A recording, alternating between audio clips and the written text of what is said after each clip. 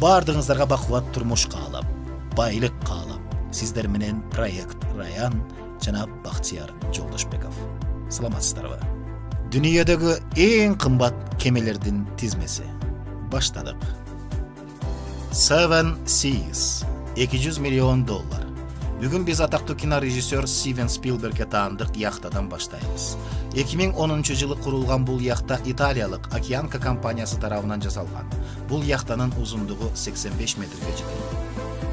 Анын ичинде кожоюндун жеке люксу, 12 адам бата турган конок бөлмөлөрү, джакузи, массаж кабинеттери, сулуулук салону, гримерный, вертолет площадкасы жана өздүк кинотеатры бар.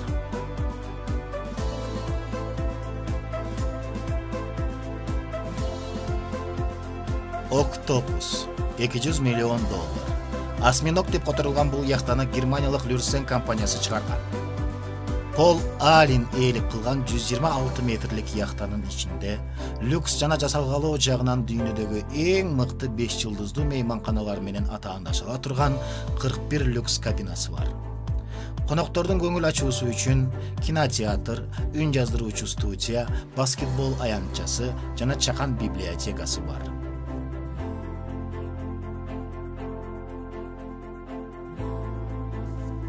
Леди Мура, $200 миллион.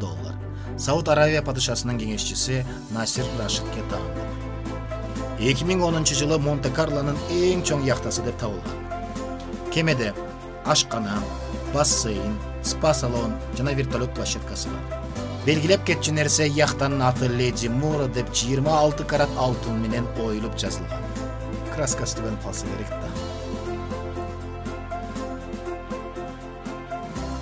Ulysses, $210 миллион. Норвегиялык компания Клоун тарабынан курулуп, бүткөндөн кийин Жаңы Зеландиялык миллиардер Грэм Хартка жеткирилип берилген. 2016 жылдын июль айында бул 107 метрлик судна сатыкка коюлуп, $210 миллион сунушталган.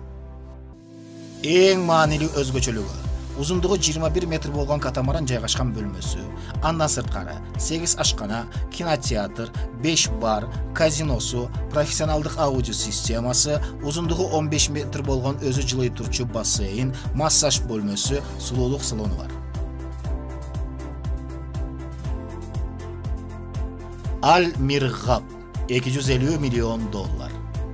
Катардын мурдагы премьер-министри Хамад Аль-Таниге таандык. Германиялык куруучу Питер Шибау тарабынан 2008 жылы иштелип чыккан.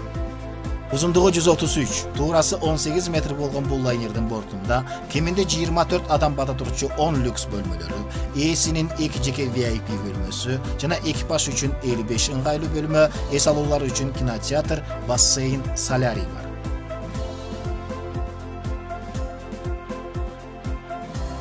Пилорус, $300 миллион. Мурдараак бул яхта орусиялык миллиардер Роман Абрамовичке таандык болчу. Кийинчерээк продюсер Дэвид Геффенге саткан. Ал бир нече жылдан кийин кемени Шейх Абдулла бин Заид Аль-Нахьянга сатууну чечкен. Эксперттер бул яхтаны учурдагы наркы $300 миллион деп эсептешкен.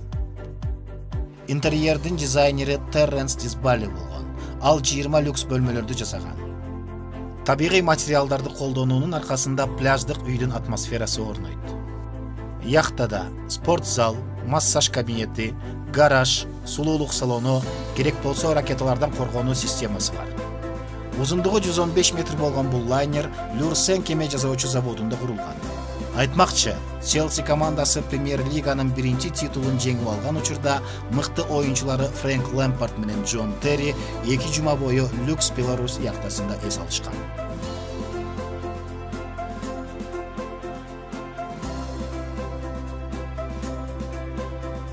Супер яхта А, $323 миллион. Бул яхта кымбат баалуулугу гана эмес, эң уникалдуу дизайны менен айырмаланган. Узундугу 120 метр болгон бул кеме 2008 жылы россиялык миллиардер Андрей Мельниченко үчүн Blomvosk адистеринин аракетинде жасалган. Кеменин интерьерин дизайнерлер Филипп Старк жана ошондой эле Мартин Фрэнсис иштеп чыгышкан. Футуристик сырткы көрүнүшү заманбап жана жеткиликтүү мейкиндикти туура колдонуп, адистештирилген интерьерге туура келет.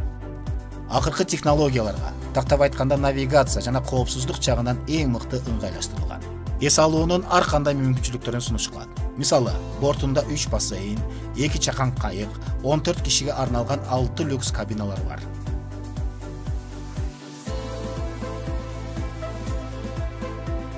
Азам $592 миллион.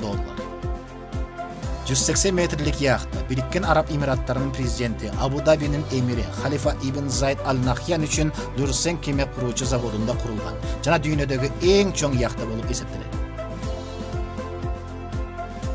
Сыртын Nauta Yacht компаниясы ички бөлүгүн болсо дизайнер Кристоф Леон иштеп чыккан. Жалпысынан кемени куруу үчүн 4 жылдан ашык убакыт кеткен. Яхта ракетадан коргонуу системасы менен жабдылып, ок өтпөгөн металлдан жасалган. Eclipse $1,5 миллиард. Чындыгында Eclipse Азамга караганда бир аз кичирээк. Корпусу 162 метрлик болгон бул яхта дүйнөдөгү экинчи ири яхта болуп эсептелет. 2009 жылы Блохен Вос кеме куруучу жайында Теренс Дидал тарабынан атайын иштелип чыккан. Тышкы жана ички жасалгалар менен эсептегенде анын наркы $1,5 миллиард түзгөн. Бирок кийинчерээк анын ээси ар кандай функцияларды кошумчалаган. Бүгүнкү күндө айрым адистердин айтымында болжол менен $1,5 миллиард турат. Абрамовичтин яхтасы заманбап коопсуздук системалардын бири менен жабдылган. Капитандын мостунда ок өткөрбөгөн айнек, ракетадан коргонуу системасы жана басып кирүү детектору бар. Бул люкс яхта чартерлик кемелердин тизмесине киргизилген.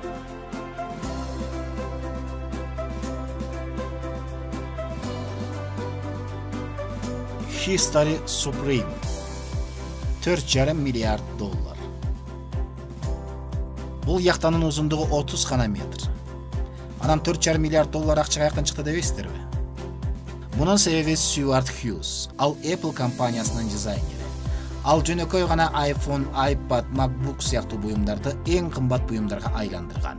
Курулуш процесси 3 жылга созулган. Курулуп бүткөн соң малайзиялык магнат Роберт Кук сатып алган. Яхтанын мындай кымбат болушунун себеби: биринчиден, 100 кг алтын жана платина менен капталган.